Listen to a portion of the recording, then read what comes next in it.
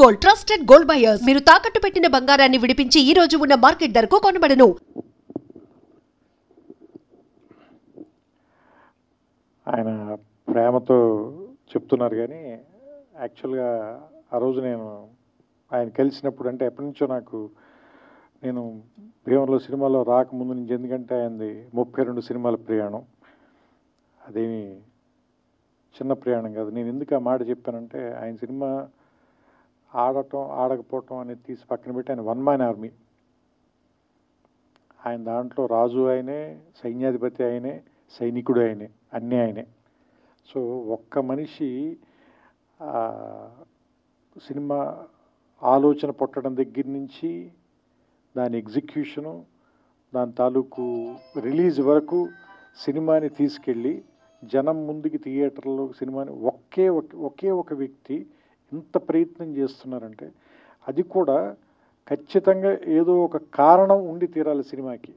దానికి ఖచ్చితంగా ఏదో ఒక ప్రయోజనం ఉండి తీరాలి. ఒక మాట మనం ఖచ్చితంగా మాట్లాడాలి, ఆ మాట వినపడాలి. అంటే నొక్కబడే గొంతుల గురించి మాట్లాడడానికి ఒక గొంతు ఉంది, ఆ గొంతు అందరికీ వినపడాలి. అది మనకు నచ్చచ్చు, నచ్చకపోవచ్చు, దాంతో మనం ఏకీభవించవచ్చు, ఏకీభవించకపోవచ్చు. కానీ వాళ్ళు మాట్లాడాల్సిన అవసరం ఉంది, అది మనం వినాల్సిన అవసరం కూడా ఉంది. లేకపోతే ఏం జరుగుతుందంటే ప్రపంచంలో ఏకపక్ష ధోరణి అనేది రావటం మూలంగా రాబోయే జనరేషన్స్ చాలా సంకుచితంగా తయారైపోతారు. సో అందుకని విభిన్నమైనటువంటి గొంతులు, విభిన్నమైన అభిప్రాయాలు, వీటిల్లోనే బ్యూటీ ఉంది. సో అలాంటి ఒక పార్శ్వం, అలాంటి ఒక అందం ఆర్ నారాయణమూర్తి గారి సొంతం. అది ఆయన తాలూకు శైలి, అది ప్రత్యేకం. ఇప్పుడు ఈ సినిమాకి వచ్చినప్పుడు కూడా నేను సినిమా ఎలా ఉంది అని ఒకే ఒక మాటలో చెప్పాలంటే, నేను 2.5 గంటల పాటు వచ్చి ఫస్ట్ కార్డు పడిన వెంటనే 162 నిమిషాలు అనగానే నేను కొంచెం భయపడ్డా. అయ్యో బాబు 2 గంటల 40 నిమిషాలు ఇప్పుడు కూర్చొని చూడాలా మనం ఈ సినిమా? ఫస్ట్ వచ్చే భయం. ఎందుకంటే కరోనా తర్వాత అందరికీ కూడా ఏ సినిమాని కూడా 20 నిమిషాల మించి 30 నిమిషాల మించి చూడలేనటువంటి ఒక ఏమంటారు దాన్ని, ఒక అది యాంగ్జైటీ అనాలా, అసహనం అనాలా, అలాంటి పరిస్థితిలో ఉంది ప్రపంచం మొత్తం. అలాంటి సినిమాని 2 గంటల సినిమా, 2 hours ఇప్పుడు నేను చూసింది.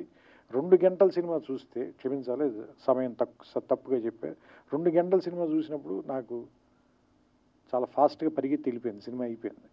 దాంతో విషయం, ఇందులో ఉన్న విషయం పేపర్ లీకులు, యూనివర్సిటీలు లేదంటే కాలేజీ రోజుల నుంచి విద్యాబోధన ఇంగ్లీష్లో జరగాల, తెలుగులో జరగాల, విద్యార్థులు ఉద్యోగాల కోసం జాబ్ క్యాలెండర్ల కోసం వెయిట్ చేయటం, అక్కడ కూడా లంచాలు ఇచ్చిన వాళ్ళకి ఉద్యోగాలు వస్తుంటే మిగతా తాలూకు స్టూడెంట్లు కానీ మిగతా వాళ్ళ తాలూకు నిస్పృహ, ఇందులో ఏది కూడా మన ఇమీడియట్గా ఉత్తేజపరిచే అంశాలు కాదు, ఏదో ఆలోచింపజేసేవు లేదా నిరాశపరిచే అంశాలు అయినప్పటికీ కూడా సినిమాని చాలా బలంగా పట్టుగా నడిపించారు. నేను అనుకోవటం అది మీ సిన్సియారిటీని అనుకుంటున్నాను. కేవలం మీ సిన్సియారిటీ మూలంగానే మనకి లోపల ఏదైనా ఒక లాంగ్వేజ్ వచ్చే లోపే మీ సిన్సియారిటీ వల్ల, బ్రదర్ ఒక్క నిమిషం, అంటే మాకు ఏదైనా లోపల ఒక లాంగ్వేజ్ వచ్చే లోపే మీ సిన్సియారిటీ వల్ల దాన్ని ఏం మాట అనలేకపోతున్నాం. అంటే మిమ్మల్ని ఎందుకు గౌరవిస్తారు అంటే అందరం కూడా, మేమంతా కూడా ఎందుకు గౌరవిస్తాం, మేము కానీ పాత్రికేయులు కానీ మీడియా కానీ లేదంటే ప్రేక్షకులు కానీ ఎందుకు గౌరవిస్తారంటే, మీ అభిప్రాయం నచ్చో నచ్చకో రెండు కాదు, మీరు అది చెప్పే తీరు, దాన్ని మీ అభిప్రాయాన్ని మీరు ముందుకు తీసుకెళ్ళటంలో మీకున్న నిబద్ధత, మీ సిన్సియారిటీ, దాన్ని మాత్రం ఎవ్వరు క్వశ్చన్ చేయలేరు.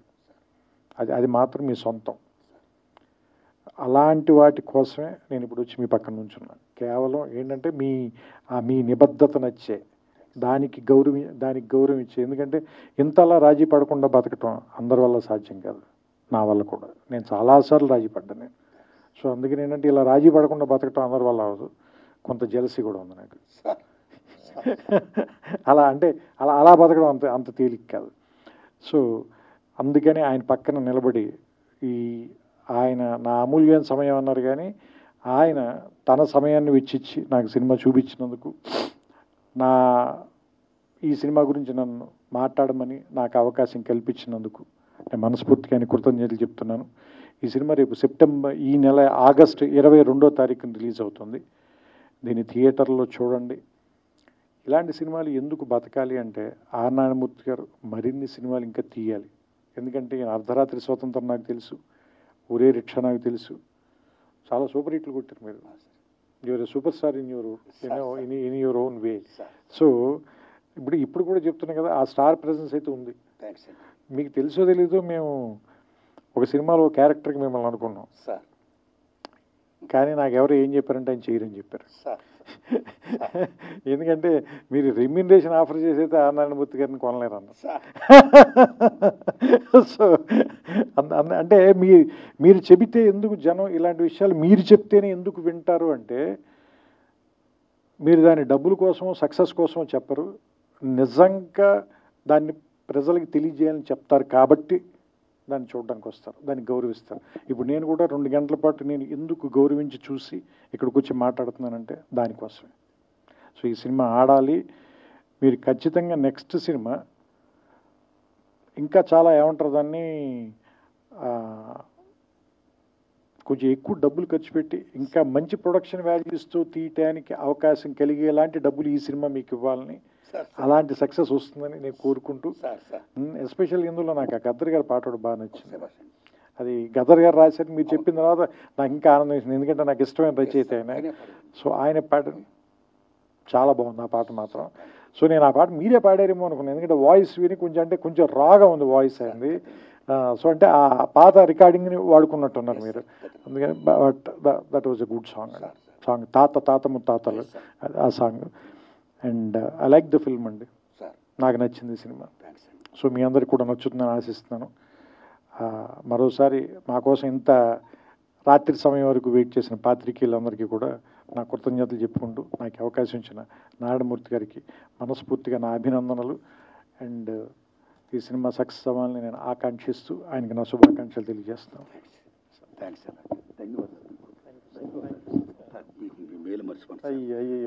మీరు అలా అనకూడదు. Thank you sir, thank you all, thank you.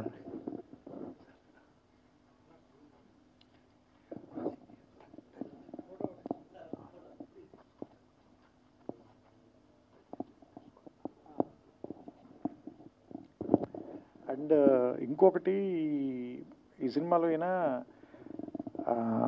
I can't breath అని 1-2 సందర్భాల్లో చెప్పారు. అంటే ఎందుకు అంటే ఉక్కిరి బిక్కిరిగా ఉంది. ఎవరికి ఉక్కిరి బిక్కిరిగా ఉంది అంటే, ఈ సినిమాలు చూస్తుంటే నాకు అనిపించింది, పిల్లల చదువుల కోసం, వాళ్ళ భవిష్యత్తు కోసం వీళ్ళ వర్తమానాన్ని తాకట్టు పెట్టిన తల్లిదండ్రులకి చాలా ఉక్కిరి బిక్కిరిగా ఉంది. దీని విష సంస్కృతి అనాలా, లేదంటే ఇది మనం దేని వెనకాల పరిగెడుతున్నాం? చదువు వల్ల వచ్చే సక్సెస్ వెనకాల, లేదా నిజంగా జ్ఞానం వెనకాల? జ్ఞానం వెనకాల పరిగెడుతుంటే ఇంత డబ్బులు విసిరేసి ఎందుకు పరిగెత్తాలి మనం? ఆ క్వశ్చన్ అయితే మాత్రం వచ్చింది సార్. సో అంటే యాక్చువల్గా జ్ఞానం మనకి ఆనందాన్ని ఇవ్వాలి. ఇంత నొప్పి ఎందుకు ఇస్తుంది, ఇంత బాధను ఎందుకు ఇస్తుంది, మన కన్న వాళ్ళకి ఇంత కష్టాన్ని ఎందుకు ఇస్తుంది? ఎందుకంటే నేను కూడా ఇంజనీరింగ్లో ర్యాంక్ వచ్చి, బట్ అది ప్రైవేట్ కాలేజీలో వచ్చింది నా ర్యాంక్, 3000 చిల్లర ఎంత ర్యాంక్ వచ్చింది. మా ఫాదర్కి మేము 4 పిల్లలం, ఆయన నేను చదివించలేను అన్నాడు. సరే మరి ఆయన తేలిగ్గా చెప్పారో లేదా నేను తేలిగ్గా తీసుకున్నానో తెలియదు, కానీ దాన్ని పెద్ద పట్టించుకోకుండా నేను గ్రాడ్యుయేషన్ బీఎస్సీ చదువుకోరానంటే నేను బీఎస్సీ చదివేశాను. కానీ అంటే ఇప్పుడు వీళ్ళని చూస్తుంటే అప్పుడున్నంత తేలిగ్గా సమాజం ఎందుకు లేదు, ఇప్పుడు మనుషులు కూడా ఎందుకంత తేలిగ్గా ఎందుకు లేరు, ఎందుకంత సుఖంగా లేరు, ఎందుకంత బరువుగా ఉన్నారు అంటే మనం అంత ఒత్తిడి పెట్టేస్తున్నాం పిల్లల మీద. ఇందులో పెట్టారు చూసారా, నువ్వు అన్నం కలుపుకునే టైంలో పుస్తకం చదివితే బెటర్ కదా అని చెప్పి మదరు, ముద్ద తిను, నువ్వు చదువుకో, అన్నం మాత్రం నేను కలిపి పెడతాను, అంత ఒత్తిడి ఎందుకు పెట్టేస్తున్నారు పిల్లల మీద? అంటే వాళ్ళ భవిష్యత్తు గురించి వీళ్ళు ఎందుకు వీళ్ళ వర్తమానాన్ని తాకట్టు పెట్టేస్తున్నారు? ఆ పాయింట్ ఒకటి బాగా నచ్చింది నాకు ఈ సినిమా, అదొకటి చెప్పాలనిపించింది, అందుకని మళ్ళీ తీసుకున్నాను. Thank you.